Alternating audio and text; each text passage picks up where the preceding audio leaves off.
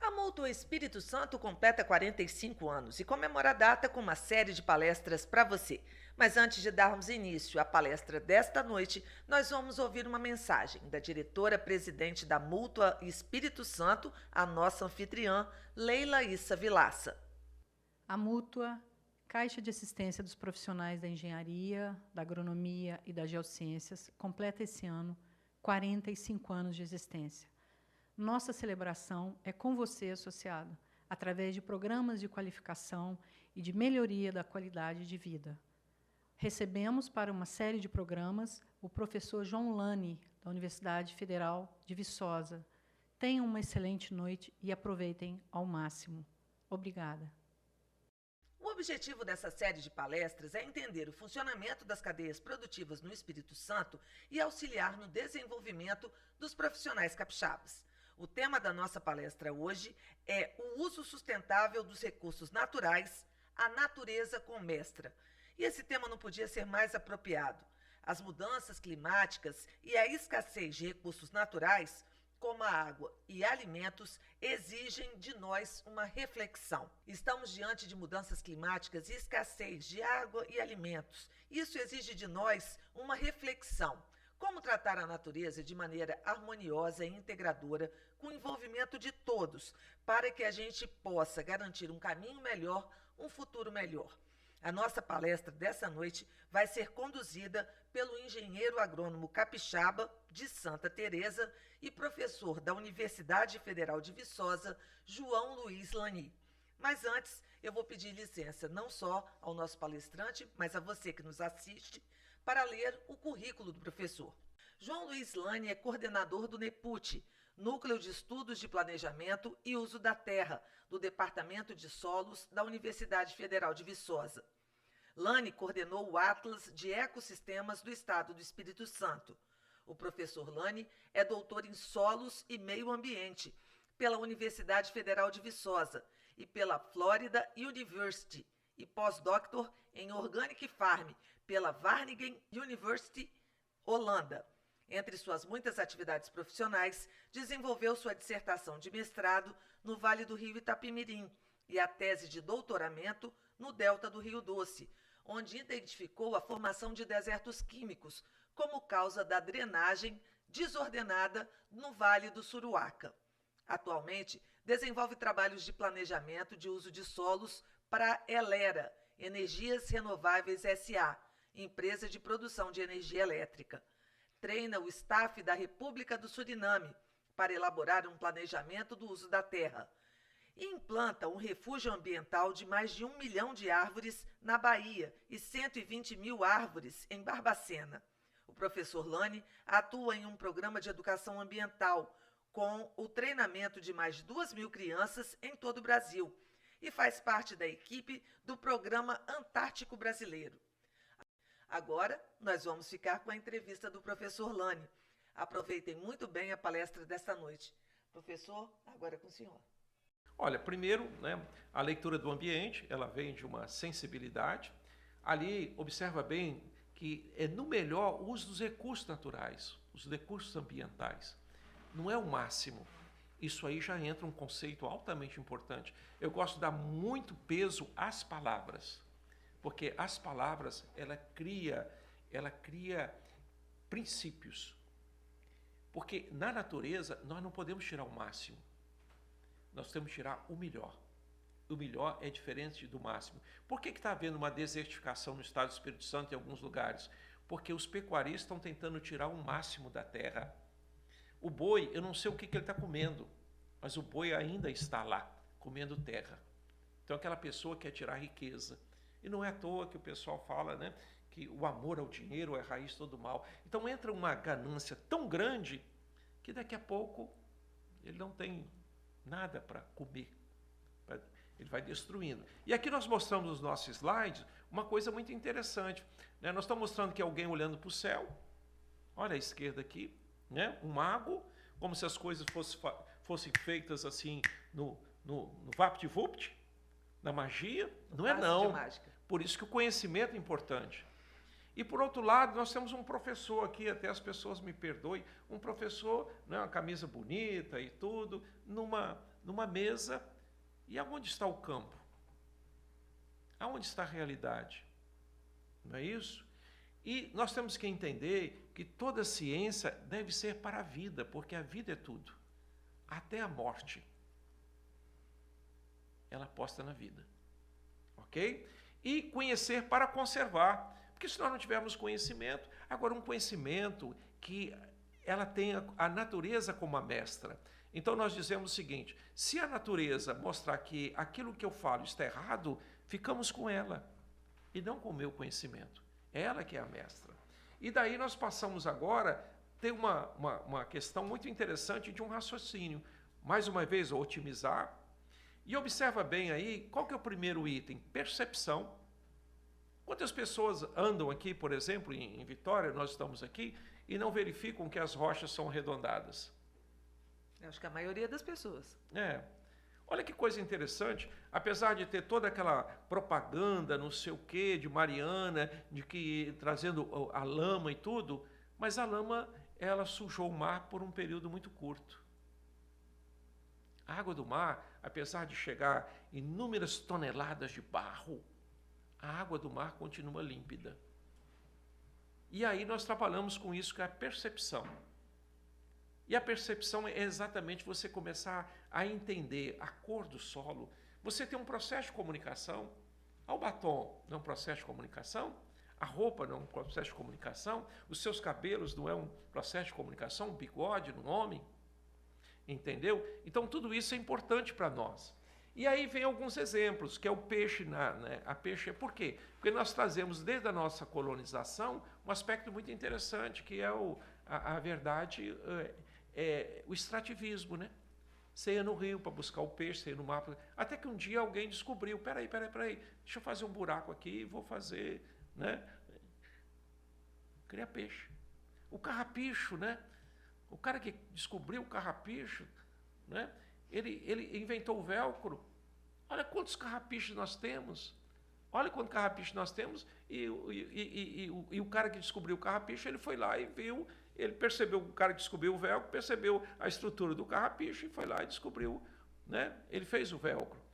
O plantio na palha, que é algo que alguém mudou completamente, em vez de a gente usar arado e grade, hoje ele usa o plantio na palha, né? As barraginhas. Aqui no Espírito Santo, por exemplo, o agro silvopastoril é muita pastagem sem árvore. Só nisso aí, o dia que nós descobrimos que o sol é nossa grande fonte de energia, nós vamos embora. E aqui, né, aí você entra a percepção. Essa percepção eu chamo Sócrates, porque Sócrates era o questionador. Afinal de contas, quando ele via alguma coisa, assim, mas por que aquilo e aquilo? Diz que ele ia na rua, ele balançava as pessoas e dizia assim, olha, afinal de contas, por que o mar está lá dessa forma? Ele queria o conhecimento. Aí você vai na academia buscar a interpretação no conhecimento e depois você dá a aplicabilidade. Agora, por que posso fazer esse exercício aqui? Por que a água do rio é suja e a água do mar é límpida? Por causa do sódio. O sódio do mar. O sódio sedimenta. E se o sódio sedimentar, né, as argilas, a água fica límpida. E se isso não existisse, nós não teríamos vida. Olha que coisa maravilhosa. Você lembrou que eu falei que tudo é vida? A natureza aposta na vida? E daí nós passamos a ter agora, esse slide aqui, ele é fantástico, porque ele sintetiza tudo aquilo que nós queremos. Exemplo, alimento. Eu não consigo produzir arroz, milho, feijão, carne na mata. Eu tenho que desmatar. Mas calma aí, não é isso? Agora, e quando eu desmato para produzir alimento, eu ocupo um espaço. Olha aqui do lado esquerdo para nós. É o espaço que está aqui. Agora, e eu degrado. Agora, onde que está a estratégia disso tudo aí? Como fazer? Como fazer? Por isso que é esse ponto de equilíbrio. Aonde que eu encontro o ponto de equilíbrio em que eu produzo alimento, o mundo agora está apavorado aí com a falta de alimento, eu ocupo um espaço para degradar menos. E isso nós precisamos ter inteligência, precisamos ter conhecimento para fazer isso. Ok? E uma coisa, essa expressão é maravilhosa. Não adianta correr se nós estamos na estrada errada. E nós, brasileiros, nós temos uma coisa muito interessante, que é a ação, né? Você quer ação, mas não existe ação devida sem conhecimento. Porque com o conhecimento eu faço o planejamento. E quando eu planejo, eu ajo. E ajo mais acertadamente. Então, esses pontos são importantes para nós. Olha que coisa maravilhosa é esse slide aqui, olha. Olha como é que nós temos um sentimento de extrativismo. Em 1945, nós tínhamos toda essa região da Zona da Mata, a zona aqui do sul da Bahia. Olha que em poucos anos o que aconteceu do lado direito. É um processo destrutivo, violento. E parece que essa sede de destruição nós não saciamos. E aqui tem um outro ponto importante.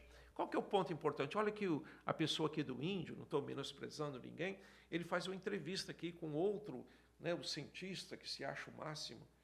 Olha, as pessoas, por mais simples que sejam, têm muito para nos ensinar.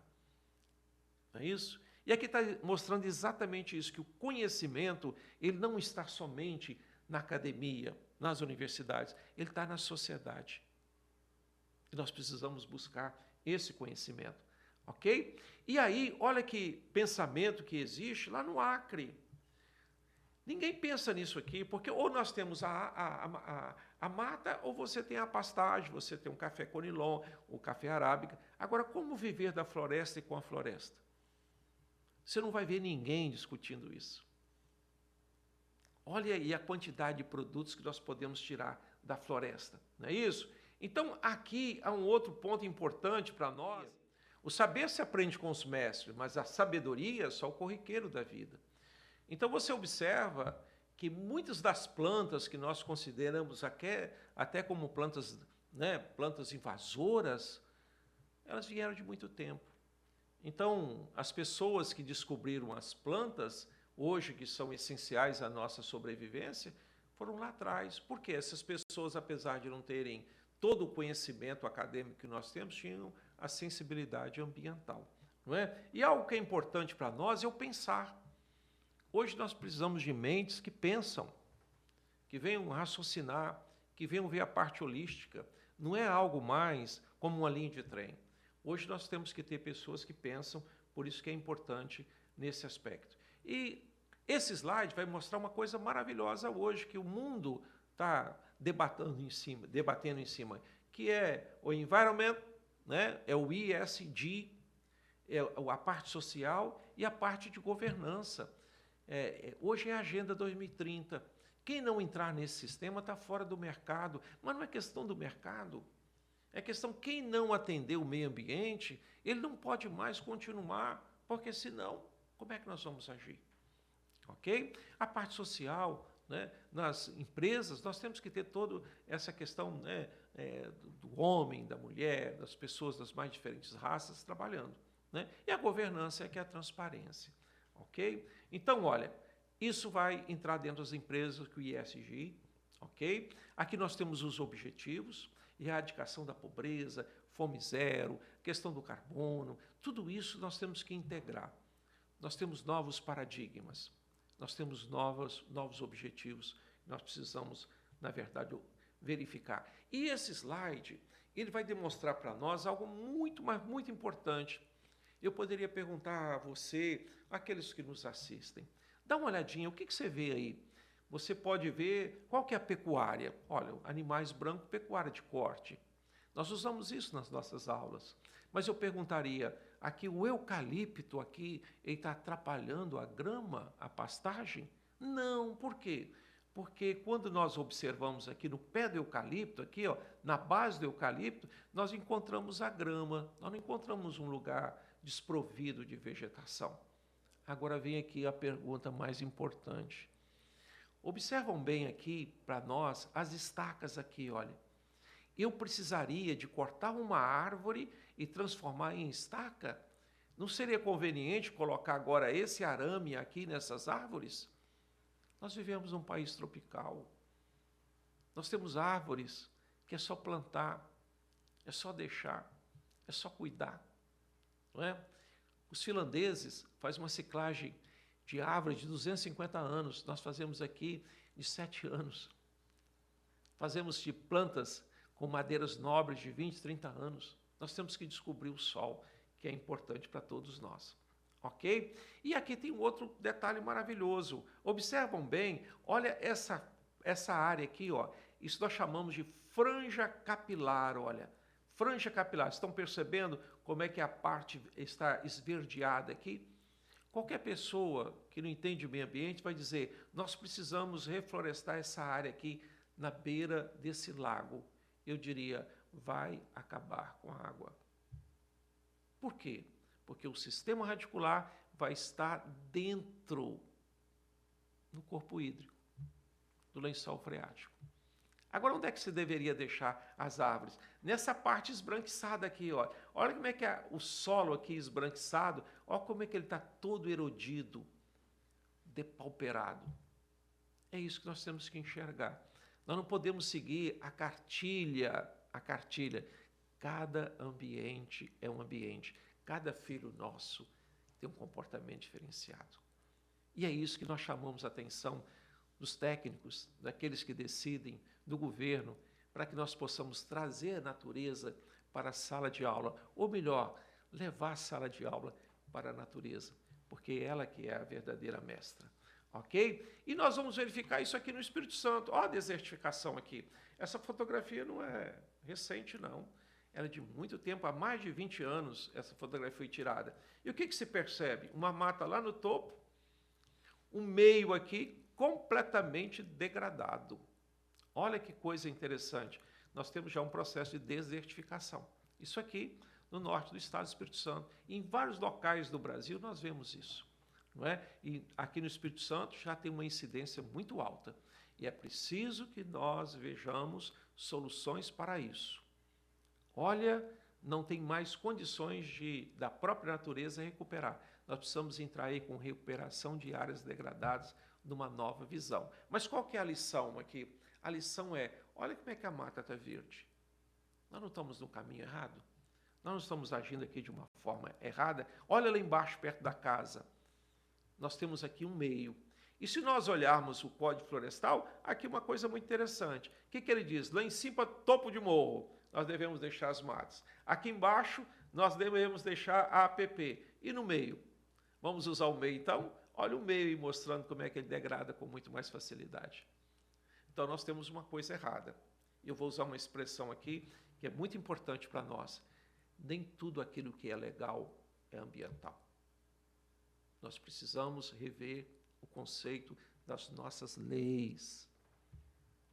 Elas foram feitas para preservar, para conservar o meio ambiente, mas nem sempre elas são úteis, elas atingem o objetivo.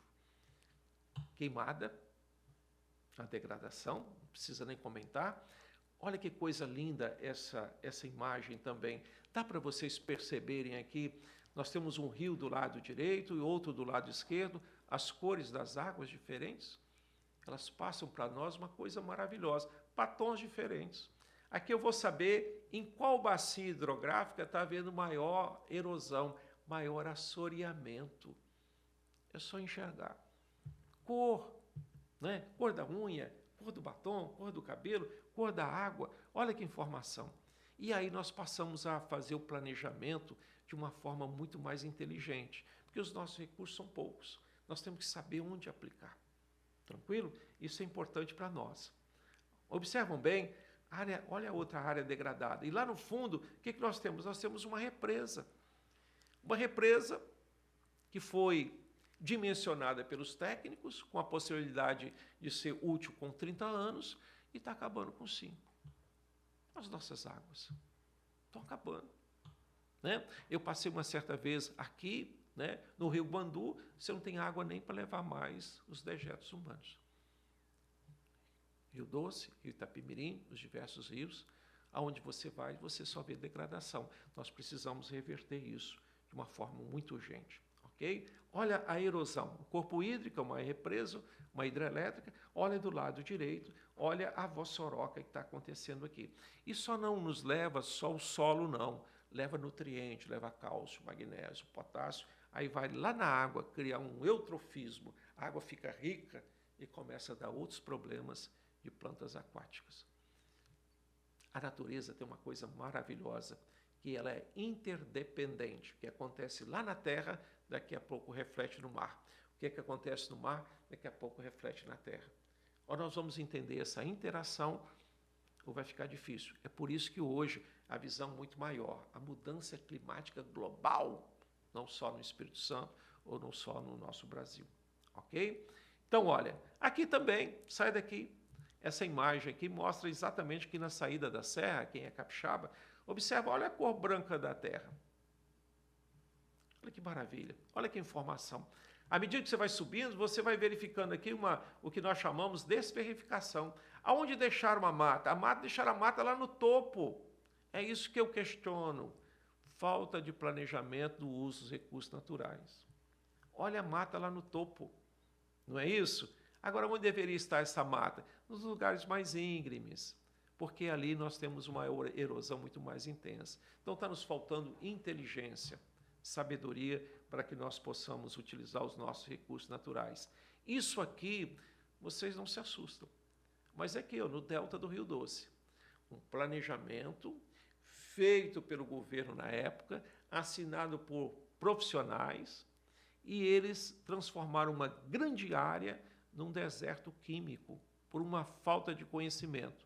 Aqui tem enxofre da água do mar, e o enxofre reage com oxigênio e forma, sabe o quê?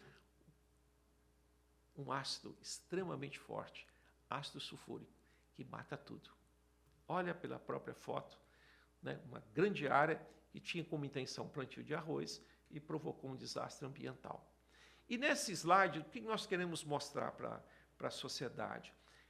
Mostrar o seguinte, que nós tínhamos a mata, botamos o café, veio o capim gordura, o Merinus minutiflora, o capim Pernambuco, a braquiária, e nós já estamos nos pelados. No caso aqui, nós já estamos nos desertos. Em outras palavras, o nosso paciente está já na UTI.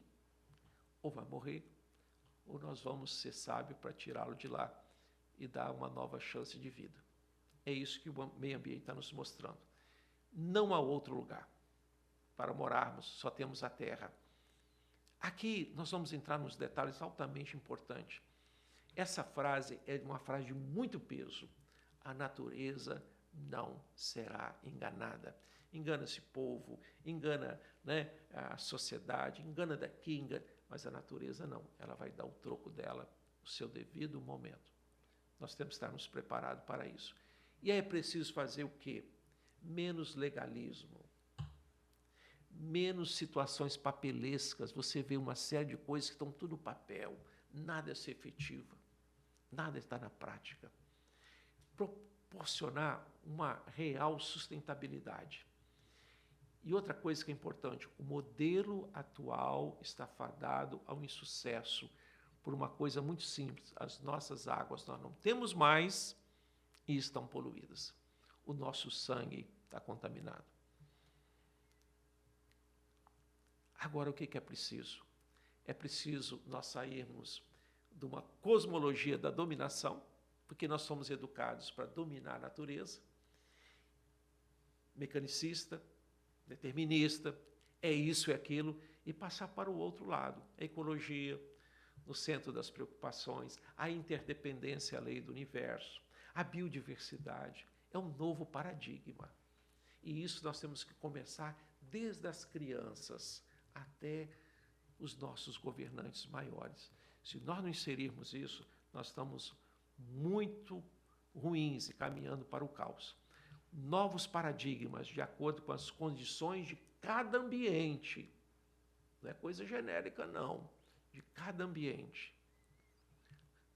Nós chamamos isso de aptidão agrícola. Ok?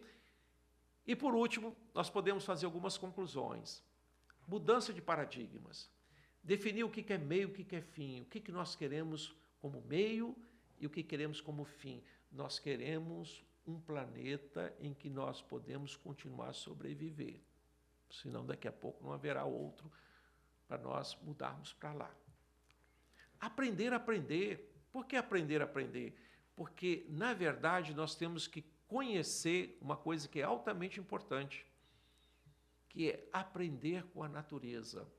Ela nos ensina novos métodos de conhecimento holísticos e sustentáveis. Criar um novo modelo sustentável de vida. E essa expressão aqui era maravilhosa, mas tem uma profundidade muito grande. Um planeta finito não suporta um projeto infinito. Em outras palavras, não adianta nós continuarmos extraindo, porque a fonte vai acabar. E nós precisamos de visionários. Visionários para enxergar não somente o presente, mas o futuro. E é dessa forma que nós agradecemos aí a sua atenção. Professor, eu antes de dar início às perguntas que a gente recebeu a respeito da sua palestra, eu vou mostrar para quem está nos assistindo as vantagens de ser um associado mútuo a Espírito Santo.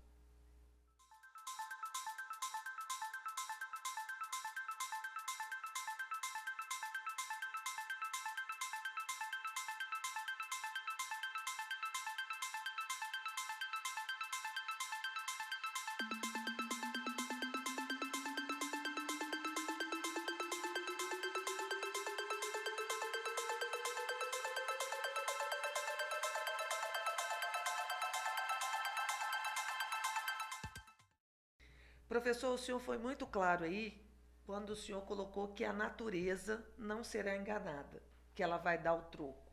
O troco a gente já está vendo aí nesses desastres ambientais que são noticiados não só no Brasil, na Europa. A gente está falando agora até de dessalinização para poder abastecer a população com água potável. O senhor é um visionário, já trabalha com as crianças, pensando no futuro e para o agora. O senhor falou que a gente tem que buscar o conhecimento, não só o conhecimento acadêmico, mas o conhecimento do homem que está no campo, que vê e conhece os sinais da natureza. E parece que as coisas são muito dissociadas. O que fazer agora? Aqui no Espírito Santo, o que o senhor aponta como o principal entrave para que a gente possa aproveitar melhor os nossos recursos hídricos, os nossos recursos naturais e garantir aí um futuro melhor? Eu acho que é aquilo que a Multa está fazendo. Entendendo o funcionamento dos ciclos produtivos e aí otimizando o trabalho dos nossos profissionais. Ela está de parabéns, trazer para debates. Eu não vou dizer que eu estou certo, mas estou trazendo ideias para a gente debater. E nós devemos ter uma coisa que eu chamo assim maravilhosa: liberdade das ideias, mas a união das mãos. Agora, o que é nítido é que nós estamos no caminho errado. Então, tomara que a nossa palestra de hoje, ela motive os profissionais que estão nos assistindo a ter ideias que sejam opostas ao que está acontecendo, né? Porque os recursos e cada solo, cada região tem a sua especificidade, a gente não pode ter uma lei rigorosa para tudo, né? Sim, é isso aí que nós temos que debater. Inclusive, não nos pode tirar a liberdade do exercício profissional. Porque eu, como profissional, tenho que determinar o que é melhor e não aquilo que é genérico. Olha como é que nós temos uma lei genérica. Código Florestal é uma lei genérica. Apesar das pessoas dar ênfase, mas ela não é benéfica em todos os aspectos. E tira de mim a capacidade de exercer a minha especialidade. É completamente diferente. Agora, nós temos vários outros aspectos, mas nós precisamos dar valor àquilo que é o profissional correto. E quando ele age de uma forma incorreta, ser penalizado. Agora, a natureza, ela tem que ser encarada não como uma coisa uniforme, porque ela é, e nós todos defendemos isso, extremamente diversificada. Olha o Espírito Santo. Você tem cactos aqui em cima de rochas. O cacto não é daqui. As castanheiras também não, né? Não, você não tem. Mas eu falo que o cacto, por que o cacto é aqui? Porque está num ambiente em cima de rocha que é semelhante ao Nordeste nosso. Você tem o Nordeste num limite X. Então, em cima de uma rocha, de um solo mais raso, você não pode ter o mesmo comportamento de um outro que está ao lado, muito mais profundo. Olha as cachoeiras, as diferenças de nível que nós temos, as chuvas que ocorrem. Domingos Martins chove demais. Por que chove demais em Domingos Martins e não chove em Colatina? As ações são diferentes. Então, ficamos aqui com esse grande questionamento, né? Vamos observar mais a natureza, vamos questionar mais o que está sendo feito, vamos preservar mais os nossos recursos naturais e vamos nos deixar surpreender pelas crianças, porque se hoje um adulto mal educado, ele dispensa o seu lixo de maneira errada, se ele vai à praia e ele larga as sacolas plásticas e o seu lixo lá, e o professor falou que a natureza, o mar reflete o que a gente faz de errado na natureza e vice-versa. Então, vamos nos surpreender, quem sabe, com o trabalho do professor Lane, que está sendo feito com as crianças e que fica aí a grande mensagem de que a natureza, ela não se deixa ser enganada. Então, não vamos achar que estamos fazendo certo, de achar que o melhor é igual ao máximo, que não é, né? Sim. Ficaram várias observações e gostaria muito de agradecer essa palestra, que pelo menos para mim foi muito importante, muito esclarecedora. Espero que para os profissionais da Mútua que nos assistem, para que eles também possam estar ainda mais capacitados para poder agir diante de situações diferentes. Queria agradecer muito a presença do senhor aqui, professor, e a todos vocês que nos assistiram até agora. Eu aguardo vocês no nosso próximo encontro. Essa é uma série de palestras que estão sendo realizadas em comemoração aos 45 anos da Mútua Espírito Santo. Até o nosso próximo programa.